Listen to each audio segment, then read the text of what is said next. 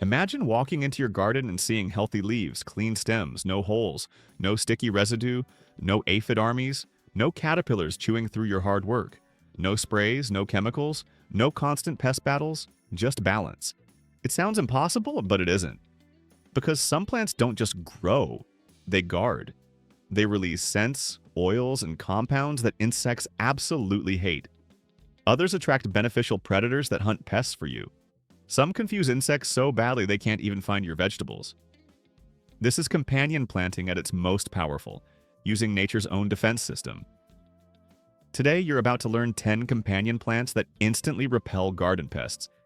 And when you place them correctly, your garden transforms from a buffet into a fortress. Let's start with one of the strongest defenders. 1. Marigolds. Marigolds are the undercover scientists of the companion planting world. While they look like cheerful decorative flowers, they are actually multi-layer pest management systems, operating both above and below the soil. Let's start underground. Marigold roots release natural biochemicals that suppress root knot nematodes, microscopic soil pests that attack plant roots, causing swelling, stunted growth, and reduced yields. You can't see nematodes easily, but the damage they cause can ruin a garden. Marigolds act like a natural soil treatment, reducing their populations over time. Now above ground. Marigolds produce a sharp, musky odor that many insects dislike. This scent interferes with pests that use plant smells to locate food. Aphids, whiteflies, beetles, leafhoppers, and even some caterpillars are less likely to settle in areas with heavy marigold presence. French marigolds are especially powerful. They have stronger root exudates for nematode suppression and a more intense aroma that masks the scent of nearby vegetables. Marigolds also do something even more valuable. They attract beneficial predators.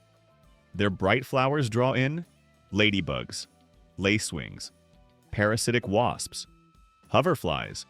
So marigolds don't just repel pests, they build a predator support network in your garden. Another overlooked benefit, rabbits and deer are less fond of heavily marigold-lined areas due to their strong scent, which can help protect tender crops. To maximize marigold effectiveness, plant them as borders around beds, place them between rows, use them near tomatoes, peppers, and beans. Put them at entry points to garden areas. Think of marigolds as the perimeter defense system of your garden, guarding from below, above, and at the edges all at once. 2. Lavender. Lavender is like a natural force field made of scent. Those soft purple flowers and silvery leaves produce powerful aromatic oils, especially linalool and linalool acetate. These compounds are pleasant and calming to us, but to many insects, they're overwhelming and repellent. Lavender helps deter moths, fleas, flies, mosquitoes, some beetles. Moths are a big one.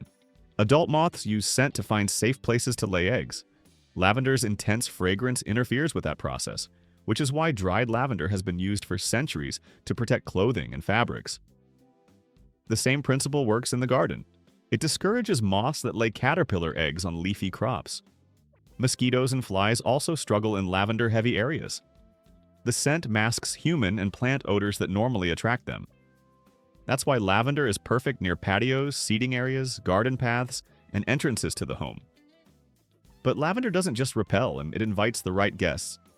Its long-lasting blooms are magnets for bees, butterflies, hoverflies. More pollinators means better fruit set on crops like tomatoes, peppers, squash, cucumbers, berries, and fruit trees. So while lavender keeps pests at a distance, it boosts productivity at the same time. Lavender also thrives where many plants struggle. Full sun dry soil, low fertility, that makes it perfect for the edges of beds, borders, and areas that don't get heavy watering. It acts like a scented fence line, beautiful, drought-resistant, and protective. Best placement, near patios and doors, mosquito control, along garden borders, close to vegetables that need pollination. Around seating areas, lavender turns protection into perfume. 3. Basil. Basil is one of those plants that seems gentle and culinary on the surface, but in the garden it behaves like a biological force field. Its leaves produce powerful essential oils, compounds like eugenol, linalool, and citronellol, which give basil its sweet, spicy fragrance. To us, that smell signals freshness. To insects, it's chemical chaos. Many pests navigate the world through scent trails. They don't see a tomato plant from far away, they smell it. Basil disrupts that process. When you plant basil near crops like tomatoes, peppers, eggplants, or lettuce, it releases aromatic compounds into the air that confuse insects' sensory receptors. It's like static on a radio channel. The pest knows food is nearby but can't lock onto the signal. This is especially helpful against aphids, whiteflies, thrips mosquitoes, flies, tomato hornworms. Tomato hornworms, for example, are moth larvae. The adult moths search for tomato plants by scent before laying eggs. Basil growing nearby makes it harder for them to recognize the plant as a safe nursery. Basil also helps from the air and from the soil. Its strong smell can deter egg-laying insects, while its roots don't aggressively compete with nearby vegetables, making it an ideal neighbor. Then there's the bonus effect, pollinators. When basil flowers, bees and hoverflies flock to it. Hoverfly larvae are aphid predators, meaning basil becomes a nursery for your pest control army. You're not just repelling pests, you're recruiting their enemies. For basil to work as a pest deterrent, it must be planted strategically. One lonely plant won't create enough aromatic influence. Instead, plant basil in clusters. Tuck it between tomato plants, line bed edges with it, grow it in containers placed near vulnerable crops. The stronger the scent presence, the stronger the disruption to pests. Basil doesn't just season your meals, it protects your garden's most valuable crops at the same time. 4. Mint. Mint doesn't politely discourage pests, it overwhelms them. The intense menthol-rich oils in mint leaves act like a chemical alarm system to many insects. While we experience the scent as fresh and cooling, to pests it's aggressive, disorienting, and irritating. Their sensory receptors get overloaded, and they avoid the area entirely. That's why mint is especially effective against ants, aphids, flea beetles, cabbage moths, mosquitoes. Flies, ants in particular, rely heavily on scent trails to navigate. Mint disrupts those trails, breaking their communication lines. If ants can't follow their chemical roadmaps, they abandon the area. And where ants go, aphids often follow, because ants farm aphids for honeydew. Break the ants and you weaken the aphid network. Cabbage moths are another key target. These moths lay eggs on brassicas like cabbage, kale, and broccoli. Mint's strong aroma masks the smell of these host plants, reducing egg laying and lowering caterpillar damage later. But mint doesn't just repel, it recruits. When mint flowers, it becomes a magnet for beneficial insects. Hoverflies, parasitic wasps, predatory beetles. These insects hunt aphids, caterpillars, and soft-bodied pests. So mint works on two levels: chemical deterrent plus predator support. There's also a bonus many gardeners overlook: rodents dislike mint. Mice and voles are less likely to nest in heavily scented mint areas. While not foolproof, mint contributes to a layered defense strategy. The one catch? Mint is a garden conqueror. Its underground runners spread fast and far. Left unchecked, it can overtake beds and compete with crops. That's why the best strategy is grow mint in containers. Place pots near brassicas, tomatoes, or entry points. Position them along bed corners or pathways. You get all the pest-repelling scent without losing control of your garden. Mint is less of a plant and more of a biological boundary line. 5. Rosemary. Rosemary is like a woody, evergreen guard standing at the edge of your garden. Its needle-like leaves are loaded with aromatic compounds such as camphor and cineole. These strong, resinous oils create a scent signature that confuses and deters insects searching for specific crops. Key pests rosemary helps repel: cabbage moths, carrot flies, bean beetles, certain flies, and mosquitoes. Cabbage moths, for example, rely on plant scent to identify brassicas. Rosemary's powerful aroma masks that scent, making it harder for moths to recognize cabbage, kale, or broccoli as safe egg-laying spots. Carrot flies are another target. They lay eggs in soil near carrots, and the larvae tunnel into roots. Rosemary planted nearby disrupts the chemical cues these flies use, reducing infestation. Bean beetles, which chew leaves and lay eggs on beans, are also less likely to settle in rosemary-scented areas. Because rosemary grows upright and woody, it's perfect as a structural plant in the garden. Unlike soft herbs, it forms semi-permanent shrubs that define bed edges, act as scent barriers, create wind protection, provide year-round presence in warm climates. It thrives in full sun and dry soil, making it ideal for the outer edges of garden beds where watering is less frequent. This means it protects your crops without competing for moisture. When rosemary flowers, it attracts bees and beneficial insects, adding another layer of ecological support. Placement strategy: plant rosemary along garden borders. Use it near cabbage family crops. Place it close to carrots and beans, grow it in raised bed corners. It's drought-resistant, long-lived, and constantly releasing pest-confusing aroma. A low-maintenance defense system that works season after season. 6. Chives.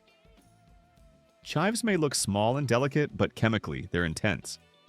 As members of the allium family, chives contain sulfur compounds, the same pungent chemicals found in onions and garlic. These compounds are released into the air and soil, creating an environment many pests avoid. Chives help deter aphids, Japanese beetles, carrot rust flies. Some mites' aphids are especially sensitive to strong-smelling plants. Chives disrupt their ability to locate host plants like tomatoes, lettuce, and roses. Fewer aphids also means fewer ants, since ants farm aphids for honeydew. Japanese beetles, which chew leaves and flowers, are also less attracted to areas with strong allium scents. While chives alone won't stop a heavy infestation, they reduce the chances of beetles settling in. Carrot rust flies are another key target. These flies lay eggs near carrots, and their larvae damage roots. The sulfurous aroma from chives confuses them and reduces egg laying in nearby soil. Chives also support the good guys. Their purple pom-pom flowers are rich in nectar and attract predatory wasps. Hoverflies? Bees' hoverfly larvae are aphid-eating machines. So when chives bloom, you're basically recruiting tiny aerial pest control units. Another underrated benefit: chives are perennial in many climates. Once established, they come back year after year, expanding slowly into clumps that keep working with almost no maintenance. Smart placement: around tomatoes, near carrots, beside roses, under fruit trees.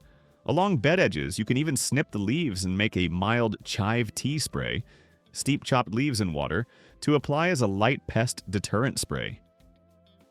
Chives are small, but they punch far above their weight, a quiet, long-term defender that protects from below and above ground. 7. Nasturtiums. Nasturtiums don't just repel pests. They sacrifice themselves to protect your crops. That's why they're known as one of the best trap crops you can grow. Their soft, juicy leaves and stems are incredibly attractive to many insects. To pests, nasturtiums are basically a neon sign that says, "Eat here." And that's exactly what you want, because while pests gather on them, they leave your vegetables alone. Nasturtiums are especially good at drawing in aphids, flea beetles, squash bugs, cabbage moth caterpillars. Some beetles' aphids, in particular, love nasturtiums. They'll often cover the plant while nearby beans, peppers, or cucumbers remain mostly untouched. Instead of fighting aphids across your whole garden, they're concentrated in one place. Easy to monitor and control. This protects crops like cucumbers, squash zucchini beans, broccoli, cabbage, nasturtiums also sprawl across the soil, forming a living ground cover.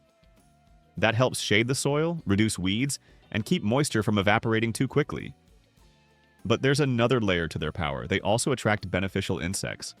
Their bright orange, red, and yellow flowers bring in hoverflies, bees, predatory wasps. Hoverfly larvae are serious aphid hunters. So even while nasturtiums lure pests in, they also invite the predators that eat those pests. It becomes a mini ecosystem right around the plant. How to use them effectively? Plant at the edges of beds. Tuck between cucumbers and squash. Let them trail from raised beds. Place near cabbage family crops. Just keep an eye on them. If they get overloaded with pests, you can trim back infested growth or remove the plant, taking a huge chunk of the pest population with it.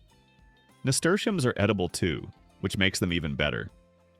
Leaves are peppery, flowers are bright and spicy. A trap crop you can toss into salads. They don't just defend your garden, they take the hit for it. 8. Garlic. Garlic is like a natural chemical barrier built into plant form. Its power comes from sulfur compounds, especially allicin, released through its leaves, roots, and even into the surrounding soil. These compounds create an environment many pests and pathogens simply don't like. Garlic helps repel aphids, spider mites, Japanese beetles, thrips, some caterpillars. Aphids and mites rely on plant scent and chemical cues to choose feeding sites. Garlic disrupts those signals, making nearby plants less attractive. Spider mites, which thrive in hot, dry conditions, are especially sensitive to strong-smelling plants. Garlic planted around susceptible crops can reduce their presence. Japanese beetles also seem less likely to settle in areas where garlic is growing. While it's not a force field, it lowers pressure and makes plants less of a target.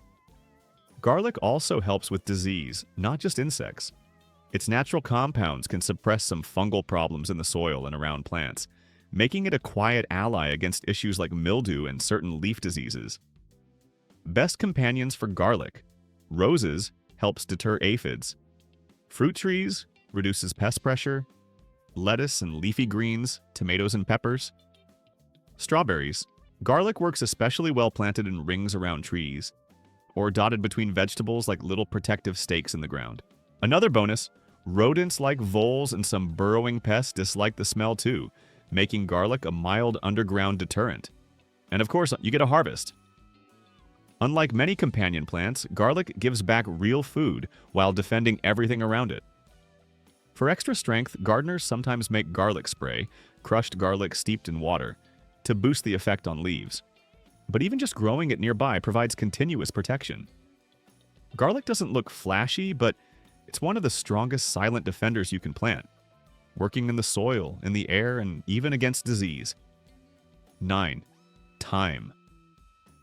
Thyme may look small and gentle, but in the garden, it acts like a low-level security system that's always on. This herb releases aromatic oils that many insects find irritating or confusing. When you brush against thyme, or when wind, heat, and sun warm its leaves, those oils intensify in the air around it. To us, it smells amazing. To pests, it's like static noise interfering with their senses. Thyme is especially helpful against cabbage worms, whiteflies, some moths that lay eggs on leafy greens. Cabbage moths rely on scent to find brassicas, like cabbage, broccoli, kale, cauliflower. Thyme growing nearby disrupts that signal. The moth has a harder time identifying where to land and lay eggs, meaning fewer caterpillars chewing holes in your crops. Whiteflies also dislike strong aromatic environments. Thyme helps reduce the number that settle and reproduce on nearby plants. But thyme's role isn't just about scent, it's also about structure. Thyme grows low and spreads into tight mats, which shade the soil, reduce evaporation, suppress weeds, protect soil life. That ground-level cover creates a healthier microclimate around your crops. Cooler, more stable soil helps plants resist stress, and stressed plants are always more vulnerable to pests. So thyme indirectly boosts plant resistance too. It's ideal planted around cabbage, kale, broccoli, and cauliflower, along bed edges between stepping stones, near pathways where it gets brushed, releasing more scent. Another bonus, thyme flowers attract pollinators and small beneficial insects, especially tiny parasitic wasps that help control pest populations. And because thyme is drought-tolerant and perennial in many climates, it becomes a long-term defender. Plant it once and it protects season after season. It's quiet, compact, and constant, like a guard that never leaves its post. 10. Dill. If thyme is part of the defense wall, dill is part of the Air Force. It brings in reinforcements. Dill doesn't repel pests directly as much as it supports the predator side of your garden ecosystem. Its umbrella-shaped flower clusters, called umbels, are magnets for beneficial insects. These flowers provide nectar and pollen in a form that many tiny predatory insects can actually access. Insects that can't feed on large, deep flowers. Dill attracts parasitic wasps, hoverflies, ladybugs' lacewings, and these insects are absolute pest destroyers. Parasitic wasps are especially powerful. They lay eggs inside caterpillars and hornworms. The larvae feed from the inside, eventually killing the host. It sounds intense, because it is. This is natural biological control in action. So when tomato hornworms show up, dill helps bring in the wasps that wipe them out. Hoverfly larvae are also major aphid predators. Adult hoverflies sip nectar from dill flowers, then lay eggs near aphid colonies. The larvae hatch and start feeding immediately. That means dill helps control tomato hornworms, cabbage loopers, aphids, other soft-bodied pests. Dill works beautifully planted near tomatoes, cabbage, and other brassicas, lettuce, cucumbers. But there's a trick. Let some dill go to flower. Many gardeners harvest it early, but once it blooms, that's when the real pest control magic begins. Dill also grows tall and airy, adding vertical diversity to the garden. That mixed structure, tall dill, medium vegetables, low herbs, creates habitat layers that support more beneficial insects overall. Plus, it self-seeds easily. Once you plant dill, you'll often have volunteers every year, keeping that predator support system alive without extra effort. In short, thyme helps confuse and repel pests at ground level. Dill brings in the hunters that eliminate the ones who slip through. Together, they turn your garden into a balanced ecosystem, where pests don't disappear, but they never get the upper hand.